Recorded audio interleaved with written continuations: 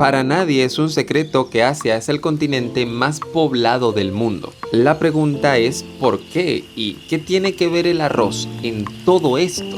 Hoy quiero que conversemos sobre cómo un pequeño grano permitió que millones de personas pudieran vivir en regiones como lo que es hoy China, Japón o Corea, lugares del mundo que sin arroz simplemente no hubieran podido desarrollarse como lo hicieron. Y es que para comenzar quiero que dividamos el mundo en tres grandes civilizaciones: aquellas que vivían del maíz, aquellas que vivían del trigo y aquellas que vivían del arroz. No estoy diciendo que exista algo como una civilización que viva exclusivamente del trigo, pero sí que según la región del mundo donde estabas, pues era más común un alimento que otro. ¿Cómo enfrentas entonces el desafío de alimentar a una población en constante crecimiento? Porque si elegimos el trigo, por ejemplo, tienes que tener en cuenta que para poder cultivarlo necesitas grandes extensiones de tierra. Y con la tecnología limitada de una época donde la agricultura apenas daba sus primeros pasos, solo podías obtener una cosecha al año. Además de esto, en zonas húmedas o cálidas no puedes cultivar trigo, por lo que estás limitado a zonas muy específicas y no abundantes en Asia precisamente.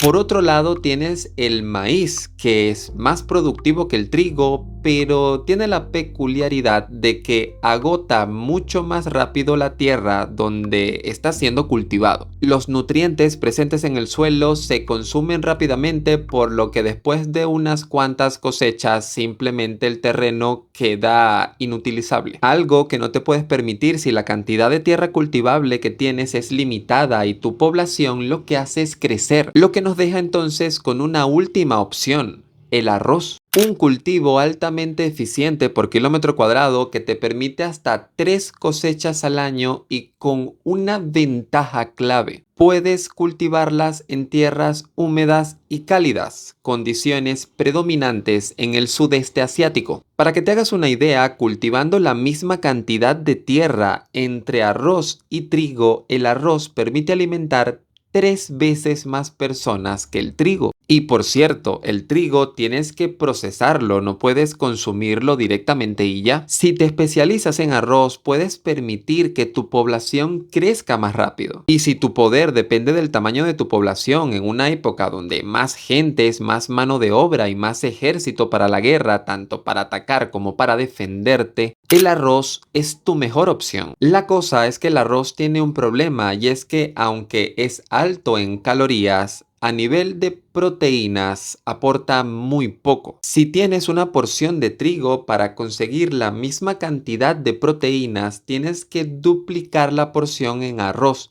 Tienes que consumir el doble. Esto sin contar todos los demás nutrientes que el arroz no tiene, pero el trigo o el maíz sí. Lo que significa que sí, alimentamos a más personas, pero mal. Y esto nos obliga a buscar otras fuentes de proteína, por lo que aparece la soja. La soja fue un complemento perfecto porque no solamente aportaba proteína, sino que al ser fermentada era capaz de aportarle a tu sistema digestivo probióticos, al mismo tiempo que permitía darle sabores diferentes al arroz, que ya de por sí es una comida insípida.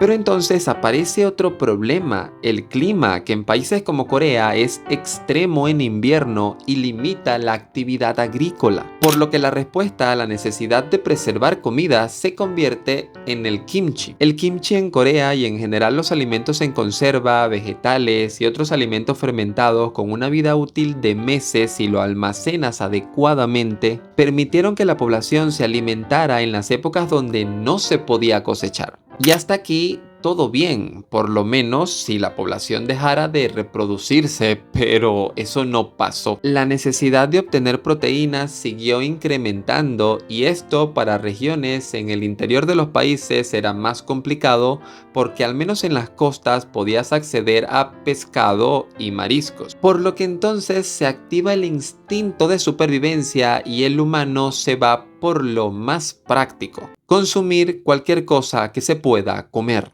Insectos, moluscos y alimentos poco convencionales, pero que terminan siendo una fuente importante de proteínas de fácil acceso. hoy puede resultarte raro y para algunas personas hasta asqueroso, pero se estima que en un futuro los insectos tendrán que ser parte nuevamente de nuestra dieta por pura necesidad de proteínas. Pero entonces, y sin esperarlo, llegó una revolución. En un barco procedente de Portugal y rumbo a Asia del Este va un cargamento de origen americano con un ingrediente que cambió la gastronomía coreana hasta ese entonces. En ese barco, en pleno siglo XVI, iba el primer cargamento de chiles. El chile fue una total sorpresa para los asiáticos, pero no nos confundamos, no fue bien recibido. En Corea era considerado venenoso y muy lejos de la realidad tampoco estaban. Se supone que ese picor es un mecanismo de defensa para que no te lo comas, pero ¿quién es el chile para decirle a los mexicanos qué se pueden comer y qué no? El chile no solo cambió el sabor de muchas recetas como el kimchi, sino que sus propiedades antibacterianas ayudaban a la conservación de los alimentos. De allí que se incluyera en otras recetas para conservas y fermentos, y es una de las explicaciones de por qué la gastronomía coreana comparte con la mexicana la característica de ser picante. Aunque hoy el uso del picante se justifica en razones más emocionales como que estimula el sistema nervioso, los receptores del dolor o te ayuda a liberar hormonas de la felicidad. Todas esas explicaciones vinieron después. Pero mira qué curioso, aunque me desvié del tema, esa era justamente la idea, entender que el arroz es un elemento muy importante para entender muchas cosas en retrospectiva. Sin arroz no es posible mantener a tanta gente y al mismo tiempo ese mismo arroz trajo consigo retos que modificaron su gastronomía.